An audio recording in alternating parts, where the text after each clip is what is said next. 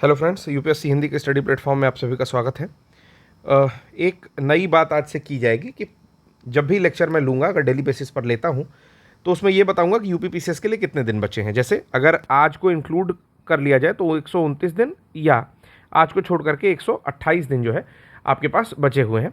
तो ये चीज़ हमेशा याद रखनी है कि अगर कल से भी आप प्रिपरेशन स्टार्ट करते हो तो 128 दिन का समय आपके पास है। और अगर इसमें आप लास्ट के 15 दिन सेल्फ स्टडी के लिए रखते हो, ठीक है, तो कम से कम हम लोग के पास ये सेल्फ स्टडी और रिवीजन के लिए रखते हो, ठीक है, तो हम लोग के पास कम से कम कितने दिन बचेंगे? तो 113 दिन के आसपास बचेंगे। तो अब से हम लोग को ये टारगेट करना है कि डेली बेसिस पर जो भी पढ़ रहे हैं उसे रिवाइज जरूर करें, ठीक है, चाहे वो मेरे एंड से हो या आपके एंड से हो। तो बिना समय गंवाए, लेक्चर थोड़ा छोटा रहेगा लेकिन क्वेश्चन करने की कोशिश करेंगे ज़्यादा। चलिए पहला प्रश्न देखते हैं यहाँ पर कि हाल ही में समाचारों में देखा गया आईएनएस कदमत क्या है। तो आईएनएस कदमत के बारे में यहाँ पर प्रश्न पूछा गया है। 4 ऑप्शन है, चारों ऑप्शन एक बारी मैं पढ़ देता हूँ कि न्यूक्लियर पावर्ड एयरक्राफ्ट है, या एंटी सबमरीन वारफेयर कॉर्वेट है, या फिर स्टील्थ डिस्ट्रॉयर है, या डीप सी एक्सप्लोरेशन वाला सबमरीन है। हिंदी में आप लोग ऑप्शन पढ़ लीजिए। तो इसमें से जो करेक्ट आंसर है वो है आपका एंटी सबमरीन वारफेयर कॉर्वेट है, यानी कि पनडुब्बी रोधी युद्ध कॉर्वेट है, ठीक है। किसके बारे में बात हो रही है? तो आईएनएस कदमत के बारे में। अब जहां भी आईएनएस कदमत दिखे, आईएनएस कदमत अगर कहीं दिखता है तो आप इसको सीधे लगाएंगे पनडुब्बी रोधी युद्ध कॉर्वेट, ठीक। अगले प्रश्न पर चलते हैं। यहां पर एक्सप्लेनेशन है, एक बारी आप लोग खुद पढ़ लीजिएगा। चलिए अगला प्रश्न है, एक अभ्यास के बारे में बात कर रहा है कि अभ्यास मिलन जो हाल ही में समाचारों में देखा गया है, exercise Milan recently seen in news is तो जो एक्सरसाइज मिलन है वो एक नेवल एक्सरसाइज था, याद रखेंगे इसको भी, ठीक है। एक बार एक्सप्लेनेशन देख लेते हैं। चूंकि अभ्यास मिलन का अगला संस्करण जो है वो अभी 2024 में एक संस्करण इसका आयोजित होने वाला, ऐसा दिया है, चूंकि ये लास्ट ईयर के रिलेटेड न्यूज यहाँ पर दी हुई थी, ठीक है। और ये कब स्टार्ट हुआ, ये पॉइंट इंपॉर्टेंट है। तो 1995 में स्टार्ट हुआ था और भारत द्वारा आयोजित सबसे बड़ा अभ्यास ये बन चुका है। तो नाम याद रखेंगे, मिलन या मिलान अभ्यास इसका नाम है, ठीक है। क्योंकि जब भारत ने लुक ईस्ट पॉलिसी की कल्पना शुरू की थी तो उसी में मिलन का आगामी वर्षों में भारत सरकार की एक्ट ईस्ट पॉलिसी और सभी देश जो भी हैं उनके लिए सुरक्षा, विकास इत्यादि की पहल के साथ विस्तार स्टार्ट हुआ था। इस वर्ष का जो 2024 वाला हुआ, ये आपका कहाँ हुआ? तो याद रखेंगे विशाखापत्तनम में हुआ, ठीक है। और ये जो है 12वां एडिशन था, 12वां संस्करण था। तो 2 पॉइंट इसमें से और नोट कर लेंगे, ठीक है। क्या है? तो ऑपरेशन मिलान जो है एक तरह का नेवल एक्सरसाइज है, जो कि लुक ईस्ट पॉलिसी से प्रभावित है। अगला है कि हाल ही में समाचार पत्रों में आए प्रोजेक्ट कुइपर का मुख्य उद्देश्य क्या है। प्रोजेक्ट कुइपर के बारे में पूछ रहा है। कुइपर बेल्ट आपको पता होगा कि, तो पहले प्रोजेक्ट कुइपर के बारे में जान लेते, फिर कुइपर बेल्ट मैं आपको बता देता हूँ। 4 ऑप्शन दिया हुआ है कि उन्नत अंतरिक्ष अन्वेषण प्रौद्योगिकियों का विकास करना, जलवायु परिवर्तन अनुसंधान में योगदान देना, विश्व स्तर पर हाई स्पीड इंटरनेट एक्सेस प्रदान करना, अंतर्ग्रही संचार नेटवर्क को सक्षम करना। तो ऑप्शन डी करेक्ट है, इनेबलिंग इंटरप्लैनेटरी कम्युनिकेशन नेटवर्क्स, ठीक है। अब कुइपर होता क्या है? कुइपर बेल्ट जो है, यहाँ पर मैं, अच्छा इसमें एक्सप्लेनेशन पूरा लिखा हुआ है, कोई बात नहीं। कुइपर बेल्ट क्या होती है? एक डोनट शेप की होती है। डोनट क्या होता है? इस शेप का जो है एक ब्रेड मिलता है, ठीक है, जिसको डोनट कहते हैं। ऊपर जो है थोड़ा थोड़ा सा इसमें चेरी वेरी ऐसे से डाला होता है, कुछ रंग बिरंगा, किसी अच्छे शॉप पे आपने देखा होगा, ठीक है। तो डोनट शेप की एक डिस्क होती है जो कहाँ पाई जाती है? तो जब आप नेपच्यून से आगे बढ़ोगे, यानी कि अपने सौरमंडल से एक तरह से बाहर जब निकलोगे, तो वो एरिया जो होता है कुइपर बेल्ट कहलाता है। और इसी कुइपर बेल्ट के अंतर्गत आपका प्लूटो भी आता है, ठीक है। It is home to Pluto. और उसके अलावा यहाँ पर बहुत सारी आईसी बॉडीज़ भी पाई जाती हैं। तो चूंकि कुइपर और प्रोजेक्ट के अंतर्गत हम लोग अंतर्ग्रही संचार नेटवर्क को सक्षम बनाने का काम कर रहे हैं। एक बार देख लेते हैं कि अमेजन ने क्या किया है कि हाल ही में अपने प्रोजेक्ट कुइपर के लिए जो भी योजनाएं थी उनको समर्थन करने के लिए एलोन मस्क के फाल्कन 9 रॉकेट में से 3 को लॉन्च करने के लिए स्पेसएक्स के साथ समझौता कर लिया। तो स्पेसएक्स किसका है? तो स्पेसएक्स जो है एलोन मस्क एक व्यक्ति हैं जिन्हें आपने कभी देखा भी होगा, बहुत सारी ट्रक इत्यादि चीज़ों को बनाया है, ऑटोमेटेड टेस्ला की गाड़ियाँ बनाते हैं, ठीक है। और इन्हीं के साथ जो है अमेजन ने एक समझौता किया है। किस लिए? दुनिया में कहीं भी हाई स्पीड इंटरनेट पहुंच प्रदान करने के लिए कम पृथ्वी की कक्षा में 3236 उपग्रहों का एक नेटवर्क बनाने की अमेजन की परियोजना है कि कहीं भी जो है ऊपर एक छोड़ देंगे उपग्रह और पृथ्वी के ऊपर वो उपग्रह रहेगा और धरती पर कहीं भी इंटरनेट आपको प्रदान कर दिया जाएगा उसकी सहायता से। इसका मिशन है कि दुनिया भर में असेवित और अल्प सेवित समुदायों को एक तेज किफ़ायती ब्रॉडबैंड पहुंचा दिया जाए। असेवित मतलब जिनको अभी नहीं मिल रहा है, ठीक है। ग्राउंड इंफ्रास्ट्रक्चर प्रोजेक्ट कुइपर के 3 भाग हैं। यहाँ से इंपॉर्टेंट पॉइंट है, ये पॉइंट जरूर आप लोग देख लीजिएगा। कह रहा है ग्राउंड इंफ्रास्ट्रक्चर है, इसमें गेटवे एंटीना शामिल है, ठीक है, जो कि उपग्रहों से ग्राहक डेटा को सुरक्षित रूप में भेजते और प्राप्त करते हैं। साथ ही टेलीमेट्री ट्रैकिंग और नियंत्रण यानी कि T&C एंटीना भी शामिल है, जो कि उपग्रहों को ठीक से संचालित करता है। उसके अलावा इसमें सार्वजनिक क्लाउड या निटी नेटवर्क से जोड़ती है, ऐसा भी चीज़ें दी हुई हैं। क्लाउड क्या होता है? क्लाउड एक ऐसा डेटा संग्रह करने का स्थान है जहां पर हर व्यक्ति का डेटा संग्रह होता है। जैसे मान लो कि हमारा जो क्लाउड है, जो लोग आईफोन यूज़ करते हैं, उनका जो क्लाउड है वो कहाँ है? अमेरिका में स्थित है, यानी कि जितना भी डेटा सुरक्षित है वो अमेरिका में स्थित है, ठीक है। जैसे आप अगर चाइनीज़ मोबाइल यूज़ करते हो तो क्लाउड क्या है? वो फिर अगर गूगल पे नहीं रख रहे हो तो फिर चाइना के स्थान में या चाइना में कोई प्लेस होगा जहाँ पर डेटा आपका सुरक्षित रहता है, ठीक है। एंथ्रोबोट, जो कि हाल ही में समाचार में देखा गया है, तो आप लोग आंसर करिएगा एंथ्रोबोट क्या है। तो जैसा कि नाम से भी आपको पता चल रहा है, अगर आपने किसी विषय का नाम पढ़ा होगा एंथ्रोपोलॉजी, ठीक है ना, तो उसी तरह से एंथ्रोबॉट इसमें किया हुआ है। इसमें बस रोबोट का बोट लगा दिया है या बॉट, इसको जो भी पढ़ते हो। तो एंथ्रो मतलब ह्यूमन से रिलेटेड है, तो यहाँ पर आपका डी ऑप्शन करेक्ट होगा कि मानव कोशिकाओं का उपयोग करके लघु रोबोट विकसित किया गया है। Means miniature robot developed using human cell. तो मानव की कोशिकाओं का प्रयोग किया गया है और एक छोटे रोबोट का यहाँ पर आविष्कार किया गया है जिसका नाम है एंथ्रोबॉट, ठीक है। याद रखेंगे इस पॉइंट को भी। यहाँ पर एक्सप्लेनेशन है, जितनी चीज़ें इंपॉर्टेंट है वो मैं आपके लिए पढ़ देता हूँ कि शोधकर्ताओं ने मानव कोशिकाओं का उपयोग किया, एक लघु रोबोट विकसित किया जिन्हें एंथ्रोबॉट कहते हैं। इनका निर्माण मानव श्वास नली कोशिकाओं से किया गया है, जो कि जैव रोबोट है, मीन्स बायो रोबोट हैं, ठीक है। और इनमें क्या है? स्वयं संयोजन क्षमताएं होती हैं, मतलब खुद को ही एडजस्ट कर सकते हैं, खुद को ठीक ठाक कर सकते हैं, संयोजन कर सकते हैं खुद का। और ये प्रयोगशाला सेटिंग के भीतर न्यूरॉन्स को गति देने और ठीक करने दोनों में सक्षम है। इस तरह की जो भी संरचनाएं बनती हैं उन्हें सुपरबॉट कहा जाता है, जो कि न्यूरॉन्स के विकास को प्रोत्साहित करने में सक्षम है। आकार कितना बड़ा है? तो ये मानव बाल की चौड़ाई और एक नुकीली पेंसिल की नोक के बीच की माप के रहे हैं। संरचना एंथ्रोबोट ने संरचना और व्यवहार में विविधता प्रदर्शन की है और कुछ ने पूरी तरह सिलिया से ढका हुआ एक गोलाकार आकार ले लिया है, ठीक है। तो अलग अलग चीज़ें की गई हैं जिसमें आपको बताया गया कि एंथ्रोबॉट क्या है। इंपॉर्टेंट केवल पहली लाइन, ये इतनी मैंने पढ़ी, ये चीज़ इंपॉर्टेंट है। बिना देर किए नेक्स्ट प्रश्न पढ़ते हैं कि हाल ही में समाचार पत्रों में देखा गया, क्या देखा गया? तो लिख रहा है कि फजार्ड फैंटम क्या है, ठीक। तो एक बार इंग्लिश में देख लेते हैं कि what is the fjord phantom recently seen in news. तो इसका आंसर देने की कोशिश करिए। तो ये जो न्यूज़ में देखा गया ये दिसंबर के आसपास की न्यूज़ है और काफ़ी इंपॉर्टेंट हो जाती है इस तरह की न्यूज़, मैं बताऊंगा क्यों। तो ये एक तरह का मालवेयर है, ठीक है। क्या है? मालवेयर है, ठीक। देख लेते हैं आंसर। हाँ, बिल्कुल करेक्ट है। तो ये करता क्या है? देखिए, मालवेयर जो है सिस्टम में एक तरह का वायरस आप समझ सकते हो, ठीक है। जैसे जो भी नया मालवेयर आता है, जैसे ये है, तो इनके नाम जो होते हैं बड़े विशेष होते हैं और जब ये एग्जामिनेशन में डायरेक्टली आपके सामने पूछे जाते हैं, तो अगर आपने इस तरीके से पढ़ाई नहीं की है, जैसे कि यूपीएससी हिंदी के इस चैनल पर इस तरीके से पढ़ाया जा रहा है, तो वहाँ पर कन्फ्यूज़न क्रिएट होता है कि भाई फजार्ड फैंटम कुछ भी हो सकता है। आप चारों ऑप्शंस देखोगे तो आप खुद कंफ्यूज हो जाओगे। जैसे लिखा है क्रिप्टो करेंसी, तो आप सोचोगे कि हाँ ठीक है, कोई क्रिप्टो करेंसी भी हो सकती है। ऑगमेंटेड रियलिटी टेक्नोलॉजी एक दे दिया आपको नई टेक्नोलॉजी के बारे में कि संवर्धित वास्तविकता प्रौद्योगिकी, तो आप सोचोगे कि हाँ नाम हो सकता है।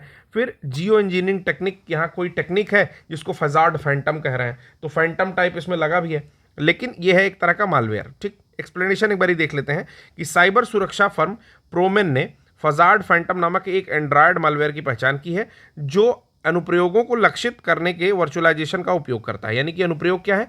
जो भी एप्लीकेशंस हैं, ठीक है, एप्लीकेशंस को क्या करता है? लक्षित करता है, टारगेट करने के लिए वर्चुअलाइजेशन का प्रयोग करता है। मतलब ये थोड़ा सा एक तरह से वर्चुअल मतलब छद्म रूप धारण करने की स्थिति जो है नाटक करता है, ठीक है, इस तरह का। फजार्ड फैंटम क्या है कि नया मालवेयर है जो अनुप्रयोगों का पता लगाने के लिए उनको लक्षित करने के लिए वर्चुअलाइजेशन का उपयोग कर रहा है, यानी कि जितने भी एप्लीकेशंस हैं उनको टारगेट करने के लिए वर्चुअलाइजेशन का प्रयोग कर रहा है। और मैसेजिंग सेवाओं के माध्यम से प्रचार करता है, ठीक। और बैंकिंग ग्राहकों को धोखा देने के लिए कि ऐप आधारित मालवेयर को सोशल इंजीनियरिंग के साथ जोड़ देता है, ठीक है। तो देखिए, इस तरह के जब भी मालवेयर आते हैं तो पूरा का पूरा देश, ठीक है, वहाँ का सिस्टम, वहाँ की बैंकिंग सुविधाएं, ये सब कुछ प्रभावित होने का खतरा रहता है। बहुत सारी प्राइवेट चीज़ें, जैसे मान लीजिए कि रक्षा मंत्रालय की कुछ चीज़ें हैं या बैंकिंग सर्विसेज की कुछ चीज़ें हैं जो कोडिंग्स नहीं पता होनी चाहिए किसी भी व्यक्ति को, ठीक है। तो इस तरह के मालवेयर्स इसलिए बहुत इंपॉर्टेंट हो जाते हैं। बाकी यहाँ पर थोड़ी चीज़ें और दी हुई हैं, आप देख लीजिएगा, ठीक है। आइए, कह रहा है मेथोट्रेक्स जो हाल ही में समाचार में देखा गया है, तो सेम वही चीज यहां पर लिखी हुई कि methotrex recently seen in news is a, तो बताइए इसका आंसर क्या हो सकता है। तो ये जो ड्रग है जिसका नाम है मेथोट्रेक्स सेट, ठीक है ना, ये कई जगह यूज होती थी। जैसे कि आपको बता देना चाहता हूं कि ये कभी कभी इन्फ्लेमेटरी कंडीशन जिसमें कि आर्थराइटिस आता है, आपका आर्थराइटिस और सोरोसिस या सोराइसिस, ठीक है, इनको भी ठीक करने के लिए यूज होती थी, लेकिन अभी एंटी कैंसर ड्रग की तरह भी प्रयोग की जा रही है। कैंसर रोधी दवा भी ये की तरह यूज की जा रही है। नाम फिर से एक बारी क्लियर कर लीजिएगा, मेथोट्रेक्सेट, इसको यही प्रोनाउंशिएट करेंगे, ठीक है। तो इसको एंटी कैंसर ड्रग की तरह भी यूज किया जा रहा है। यहां पर लिखा हुआ है कि हाल ही में फास्फोरस, सिस्टीन और सोना का उपयोग करके असाधारण ऑप्टिकल गुणों वाली एक नई फ्लोरोसेंट सामग्री विकसित की गई, जिसका उपयोग, फ्लोरोसेंट नहीं होगा शायद, कैंसर विरोधी दवा यानी कि मेथोट्रेक्सेट का पता लगाने के लिए दृश्य संवेदी मंच के रूप में किया जा सकता है। छोड़िए, हाँ, यहां पर दे रहा है कि कैंसर रोधी दवा है और इसके बारे में ज़्यादा कुछ जानना नहीं है, ठीक है। जैसे आइए, आईएनएस संधायक के बारे में बोला हुआ है कि एक क्वेश्चन कहता है कि आईएनएस संधायक जो कि हाल ही में समाचारों में देखा गया, मुख्य रूप से किसके लिए उपयोग किया जाता है। फिर से एक बार इंग्लिश में देख लेते हैं। INS Sandhayak recently seen in news is mainly used for, चार ऑप्शन है यहाँ पर। पहला है आपका सबमरीन वारफेयर, कोस्टल सर्विलांस, उसका survey and hydrographic operations and airborne reconnaissance, ठीक है। तो यहां पर जो संधायक है, याद रखेंगे आईएनएस संधायक नाम है पहले, आईएनएस संधायक नाम बिल्कुल क्लियर कर लेंगे मन में। उसके बाद यहां पर लिख लेंगे कि सर्वे और हाइड्रोग्राफिक ऑपरेशन के लिए इसको यूज किया जाता है, सर्वेक्षण और हाइड्रोग्राफिक संचालन के लिए इसको यूज किया जाता है। एक बार देख लेते हैं कि इसको बनाया किसने, तो garden reach ship builders and engineers के द्वारा नौसेना दिवस के अवसर पर भारतीय सेना को आईएनएस संधायक दिया गया। यह अभी तक का सबसे बड़ा सर्वेक्षण पोत है, तो नाम याद रखेंगे कि आईएनएस संधायक क्या है, सर्वेक्षण पोत है संधायक, और यहां पर सर्वे से याद करेंगे। संधायक क्या करता है, सर्वे करता है। किसके द्वारा बनाया गया है, तो garden reach ship builders and engineers के द्वारा बनाया गया है, ठीक है। और एसवीएल श्रृंखला का पहला है। यह भी चीज याद रखेंगे कि जो संधायक है ये एसवीएल श्रृंखला का संधायक पहला है। इसको बोलते हैं आपका सर्वे वेसल लार्ज शिप, ठीक है। शिप लास्ट में होता है, इसको एसवीएल से दिखाते हैं, ठीक है। कितना लंबा कितना चौड़ा ये सब चीज़ें आपके काम की नहीं है। सीधे आपका नेक्स्ट प्रश्न आता है कि हाल ही में समाचारों में देखा गया CV-22 ऑस्प्रे, सेम वही चीज़ इंग्लिश में कि CV-22B osprey recently seen in news, क्या है ये, चार ऑप्शन है यहाँ पर। पहला missile defence system, asteroid, tilt rotor aircraft and nuclear powered submarine. तो ये जो है टिल्ट रोटर विमान है, इसको मैं आपको दिखा भी दे रहा हूँ फोटो, एक सेकंड बस दिखाता हूं मैं आपको। तो देख लीजिए दोस्तों, यही जो है ये टिल्ट रोटर जो है आपका विमान है, ठीक है। आशा करता हूं देख लियोगे। चलिए स्टार्ट करते हैं फिर से जहां पर हम लोग थे।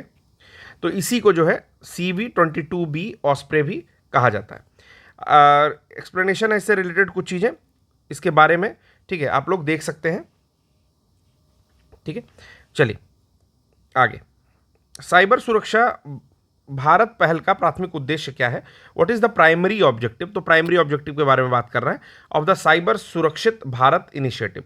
साइबर सुरक्षित भारत है, ठीक है, मैंने शायद कुछ गलत पढ़ दिया था। साइबर सुरक्षित भारत पहल, तो इस पहल के बारे में याद रखेंगे और ये इंपॉर्टेंट हो जाता है आपका क्वेश्चन 4-5 स्टार के साथ। एग्जाम में आने के चांसेस ज़्यादा है, इसलिए इस पर ज़्यादा अटेंशन पे करिए, ज़्यादा अटेंशन दीजिए। पहला है कि छात्रों के बीच एथिकल हैकिंग कौशल को बढ़ावा देगा। दूसरा, साइबर सुरक्षा के लिए उन्नत एआई तकनीक विकसित करेगा। तीसरा है आपका सरकारी विभागों के अग्रणी आईटी अधिकारियों की क्षमता का निर्माण करेगा। और चौथा है साइबर सुरक्षा विशेषज्ञों को एक राष्ट्रीय डेटाबेस स्थापित करेगा। सेम चीज इंग्लिश में है कि what is the primary objective of the cyber सुरक्षित भारत इनिशिएटिव। ठीक है, तो पहला है to promote ethical hacking skill among students.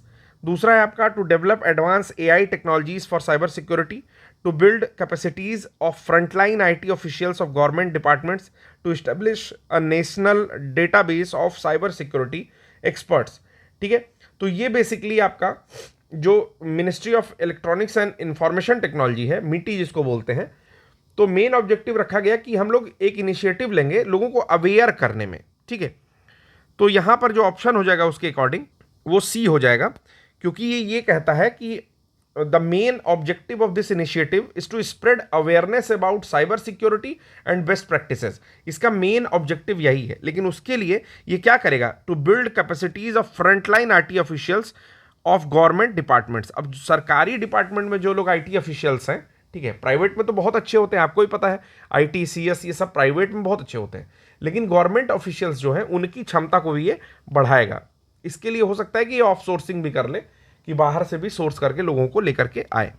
यहाँ पर एक्सप्लेनेशन है, काफ़ी इंपॉर्टेंट प्रश्न है, पूरा एक्सप्लेनेशन मैं पढ़ने की कोशिश करता हूँ, चलिए साथ दीजिएगा, थोड़ा धैर्य रखिए। राष्ट्रीय ई गवर्नेंस डिवीज़न, जिसको NEGD कहा जा रहा है, हाल ही में साइबर सुरक्षित भारत पहल के तहत 40वें मुख्य सूचना सुरक्षा अधिकारी डीप डाइव प्रशिक्षण कार्यक्रम का आयोजन इन्होंने किया। इसके बारे में बता रहा है पहल क्या है कि भारत सरकार की इलेक्ट्रॉनिक्स यानी कि मीति मंत्रालय की एक पहल है। इसकी संकल्पना साइबर अपराध के बारे में जागरूकता फैलाने और सभी सरकारी विभागों में मुख्य सूचना सुरक्षा अधिकारी, जिसको CISO कहा जा रहा है, और फ्रंटलाइन आईटी अधिकारियों की क्षमताओं का निर्माण करने के लिए मिशन के साथ की गई थी। ठीक है, अब इनका एक प्रशिक्षण भी किया जा रहा है, जिसको डीप डाइव प्रशिक्षण कार्यक्रम कहा जा रहा है। ठीक है, चलिए अगला प्रश्न देखते हैं। क्या प्रश्न है? प्रश्न है लाका डोंग हल्दी, जिसे हाल ही में जीआई टैग दिया गया, वो कहाँ स्थित है?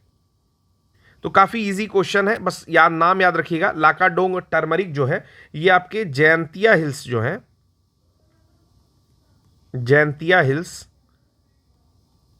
जयंतिया पहाड़ी कहाँ स्थित है? तो मेघालय में है। ठीक है, इस हिसाब से आंसर ए हो जाएगा। इसको अभी जीआई टैग यानी कि ज्योग्राफिकल इंडिकेशन टैग दिया जाता है। आपको बताना है मेघालय में मेघालय की किसी एक ट्राइब का नाम। ठीक है, सबसे पहला प्रश्न आज का कि मेघालय की किसी एक ट्राइब का नाम बता देना है। फिर आपको बताना है कि और मेघालय स्टेट किन किन स्टेट से लगता है। उसके साथ एक चीज़ और बताइए कि मेघालय में एवरेज एनुअल रेनफॉल औसत वार्षिक जो वर्षा की मात्रा है वो कितनी होती है। ठीक है, चलिए यहाँ पर अगला प्रश्न देखते हैं कि कंपनियों का समूह सिद्धांत जो हाल ही में समाचारों पत्रों में देखा गया मुख्य रूप से संबंधित है। The group of companies doctrine. ठीक है, तो काफ़ी इंपॉर्टेंट प्रश्न हो जाता है इस तरह का, क्योंकि ये काफ़ी स्पेसिफिक प्रश्न है। ऑप्शंस क्या क्या है कि डिटरमाइनिंग कॉर्पोरेट टैक्स लाइबिलिटी, मतलब कॉर्पोरेट टैक्स की जो भी लाइबिलिटी देनदारियां होती हैं उसके बारे में बात करता है, डिटरमिन करता है, उसको निर्धारण करता है। दूसरा, establishing corporate governance standards, corporate प्रशासन मानकों की स्थापना में काम करता है ये। Facilitating cross border mergers and acquisitions, जो सीमा पार विलय और अधिग्रहण को सुविधाजनक बनाता है। और लास्ट है आपका binding and non signatory to an arbitration agreement, मतलब किसी गैर हस्ताक्षरकर्ता को मध्यस्थता समझौते से बांध लेना। कंपनियों का समूह सिद्धांत अभी समाचार पत्र में देखा गया, तो किससे रिलेटेड है? ठीक है, तो ये जो है करेक्ट आंसर है binding a non signatory to an arbitration agreement. Important प्रश्न है क्योंकि इस तरह के प्रश्न इंपॉर्टेंट हो जाते हैं अगर ग्रुप ऑफ कंपनीज डॉक्ट्रिन जो कि अभी न्यूज़ में है और लोगों का ध्यान नहीं जाता इस तरह की प्रश्नों पर, ठीक है, क्योंकि ये उबाऊ प्रश्न है। तो जरूर याद रखेंगे, जितने भी स्टूडेंट्स इसको देख रहे हैं मेरे दोस्तों, जरूर याद रखना कि किसी गैर हस्ताक्षरकर्ता को मध्यस्थता समझौते में बांधना जो है कंपनियों का सिद्धांत है। इसके बारे में ये चीज़ भी कही गई है। अब इसमें मेन बात ये कहती है कि कंपनियों के समूह सिद्धांत में ये कहा गया कि एक कंपनी जो मध्यस्थता समझौते के लिए गैर हस्ताक्षर करता है, सपोज कर लो यहाँ पर एक कंपनी है, ठीक है, और ये बड़ी कंपनी या कंपनियों का कुछ समूह है, ठीक है, 2-3 छोटी कंपनी है। इस कंपनी को फोकस करना जो मैंने सर्कल किया है। तो कह रहा है ये गैर हस्ताक्षर करता है, ये नॉन सिग्नेटरी है, इसने सिग्नेचर नहीं किया, ठीक है, लेकिन ये भी समझौते से बंधी रहेगी। क्यों बंधी रहेगी? क्योंकि ये कंपनी कंपनियों के उसी समूह की सदस्य है। ये सारे कंपनी एक समूह बनाते हैं जिसकी सदस्य ये भी है। हालांकि ये नॉन सिग्नेटरी है, लेकिन फिर भी ये क्या करेगा कि उसका समझौते पर हस्ताक्षर ना करते हुए भी एक कंपनियों के समूह सिद्धांत के द्वारा आपस में बंधा रहेगा, ठीक है। तो याद रखेंगे इसको भी।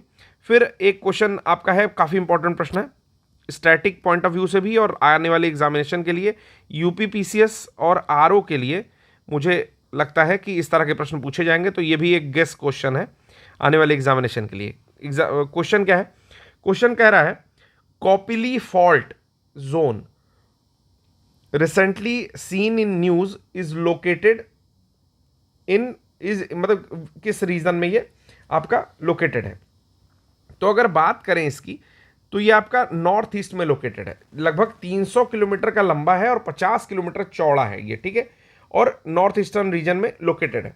एग्जैक्टली अगर बात की जाए तो पश्चिमी जो मणिपुर पड़ता है, ठीक है, पश्चिमी मणिपुर से स्टार्ट होकर के एक ट्राई जंक्शन के पास, क्या ट्राई जंक्शन है, जहां पर 3 देश मिल रहे हैं, जैसे कि आपका भूटान, 3 देश मतलब 3 बॉर्डर्स है वहां पर, फिर है आपका अरुणाचल और फिर है आपका असम, ठीक है। तो मणिपुर से स्टार्ट होता है और यहां पर जाकर मतलब इतनी दूरी में फैला हुआ है, ऐसे कहीं स्टार्ट या एंड नहीं है, मतलब वो पूरा इतनी दूरी में फैला हुआ है क्या कोपली फॉल्ट? तो कोपली फॉल्ट आपका एक तरह का फॉल्ट है, भ्रंश कह सकते हो, ठीक है, इस डायरेक्शन में ही फैला हुआ है। रुकिए मेरे पास फोटो होगी, फोटो दिखाता हूं आपको। तो दोस्तों ये देख सकते हो आप, कॉपली फॉल्ट यहां पर दिख रहा है इंग्लिश में, ठीक है। अभी मैं इस पर लिख नहीं सकता स्क्रीन पर, मैंने फोटो सेक्शन में आपको दिखा रहा हूं। तो देख लीजिए, ईस्टर्न हिमालय, ब्रह्मपुत्रा वैली और शिलोंग के बीच में कॉपली फॉल्ट दिखाई दे रहा है, ठीक है। चलिए, आशा करता हूं आपने देख लिया होगा। अब आगे नेक्स्ट क्वेश्चन पर चलते हैं। चलिए, ये सारी चीज़ें मैंने आपको बता दी हैं।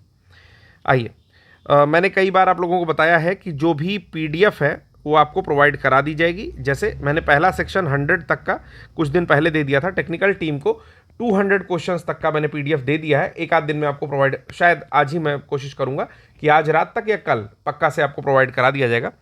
अभी जो क्वेश्चन है हम लोग के पास वो है ईबू ज्वालामुखी से रिलेटेड, जो हाल ही में समाचारों में देखा गया है। पूछ रहा है वो कहाँ स्थित है, तो ईबू वॉल्केनो के बारे में आप लोग को बताना है। 4 देश इसमें दिए हुए हैं। ईबू वॉल्केनो, पहला इसमें दिया है जापान, दूसरा दिया हुआ है आपका इंडोनेशिया, इथोपिया, तीसरा इंडोनेशिया और चौथा चिली, ठीक है। तो जो करेक्ट आंसर है वो है इंडोनेशिया, ठीक है। आपको बताना है कि इंडोनेशिया कितने द्वीपों पर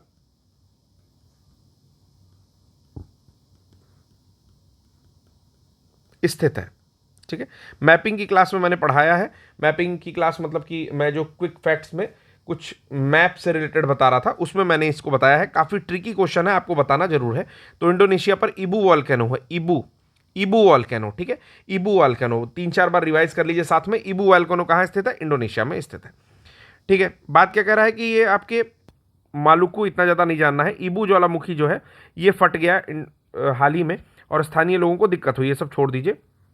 बस ये जान जाइए ये स्ट्रेटो वॉल्केनो का रूप है जो कि आपका शंक्वाकार या कॉनिकल होता है, ठीक है। अब स्ट्रेटो वॉल्केनो बता रहा है कि एक छोटा गड्ढा, ये सब चीज़ें, इतनी चीज़ें आपको दे दी जाएंगी, आप खुद से रीड आउट कर लेना। चलो, अगला क्वेश्चन है कि हाल ही में समाचार में देखा गया तेल और गैस डीकार्बोनाइजेशन चार्टर कहाँ पर लॉन्च किया गया? तो ये लॉन्च किया गया कॉन्फ्रेंस ऑफ पार्टीज COP28 में, ठीक है। आपको बताना है कि COP29 कहाँ प्रपोज्ड है। फिर से एक बारी क्वेश्चन देख लो, oil and gas decarbonization charter क्या नाम है? तेल और गैस डीकार्बोनाइजेशन चार्टर कहाँ लॉन्च किया गया? तो पार्टियों का सम्मेलन यानी कि कॉप, कॉन्फ्रेंस ऑफ पार्टीज 28 में लॉन्च किया गया, जो कि आपकी कहाँ हुई थी? दोहा में हुई। दोहा नहीं, दुबई में हुई थी। ठीक है, दुबई में हुई थी। चलिए, आपको बताना है कॉप 29 कहाँ होगी। चलिए आगे अगला क्वेश्चन देख लेते हैं। आज का लास्ट क्वेश्चन करते हैं। निम्नलिखित में से कौन हाल ही में समाचारों में देखी गई कवच प्रणाली के लिए सबसे बढ़िया? तो आपको ही पता है कि ट्रेन सिस्टम में ये एटीपी यानी कि स्वचालित ट्रेन सुरक्षा में, ऑटोमेटेड ट्रेन प्रोटेक्शन में ये कवच प्रणाली जो है लगाने की बात हो रही है। कई सारी ट्रेनों में लगाई भी गई है। इसमें क्या होता है कि एक ऑटोमेटेड सिस्टम होता है जो पटरियों को देखता है, ठीक है, सिग्नलिंग सिस्टम के माध्यम से, यानी कि इसमें रेडियो वेव्स के माध्यम से पहले तो दूरी देख लेता है कि कितनी दूरी है। एंटी ब्रेकिंग सिस्टम टाइप रहता है कि मतलब ब्रेक लगा देता है इसमें, ठीक है। और तीसरी चीज कि जो भी चालक होता है, लोको पायलट, उसको भी अवेयर करता रहता है, तो इसका नाम है कवच। याद रखेंगे, कवच सिस्टम जो है ट्रेन में यूज होता है। अभी कुछ दिन पहले ही, शायद 2 दिन पहले, आपने देखा होगा कि न्यू जलपाईगुड़ी रेलवे स्टेशन के पास एक मालगाड़ी जो है वहां पर खड़ी ट्रेन के ऊपर चढ़ गई। तो वो न्यूज़ जब आप पढ़ोगे तो उसमें भी आपको कवच सिस्टम मिलेगा। मैं सबसे कहना चाहता हूं कि रीडिंग हैबिट बनाने के लिए सबसे पहले न्यूज़पेपर पढ़ना स्टार्ट करो। आप लोग पूछोगे कौन सा, तो कौन सा का कोई जवाब नहीं होता। कौन सा का मतलब यह है कि वो न्यूज़ लोकल नहीं होनी चाहिए कि फला व्यक्ति को कुत्ते ने काट लिया तो फला व्यक्ति को सांड मार दिया तो फला नाली में गिर गए, वहां से दीवार टूट रही है, उस पॉलिटिकल आदमी को उसने थप्पड़ मार दिया, उसको टिकट नहीं मिला। ये कोई न्यूज़ नहीं है दोस्तों। आपको नेशनल लेवल की अच्छी न्यूज़ और इंटरनेशनल लेवल की, जिससे कि पूरा देश या पूरा विश्व प्रभावित होता हो, वो न्यूज़ छांट करके पढ़नी है। उसके साथ साथ अच्छी रीडिंग हैबिट बनाने के लिए आप एडिटोरियल का सेक्शन पढ़ सकते हो, किसी भी न्यूज़पेपर का। मैं ये भी कह रहा हूँ कि किसी भी न्यूज़पेपर का, ठीक है, आपको हर जगह से जानकारी मिल जाएगी। चलिए, तो आज के लिए बस इतना ही रखते हैं। कल 20+ क्वेश्चन करने का प्रयास करेंगे और 4 लेक्चर में हम लोग खत्म कर दे रहे हैं 100 क्वेश्चन। पहली बार मैंने 4 लेक्चर में खत्म किया, दोबारा हमने 5 लेक्चर में कवर किया। इस बार फिर से कोशिश रहेगी कि 4 लेक्चर में कवर कर दिया जाए। तो आज के लिए बस इतना ही, क्योंकि थोड़ा लेट हो रहा है। मैं चाहता हूँ कि 9:30 तक पब्लिश हो जाए। तो धन्यवाद, पढ़ते रहिए, स्वस्थ रहिए, मस्त रहिए।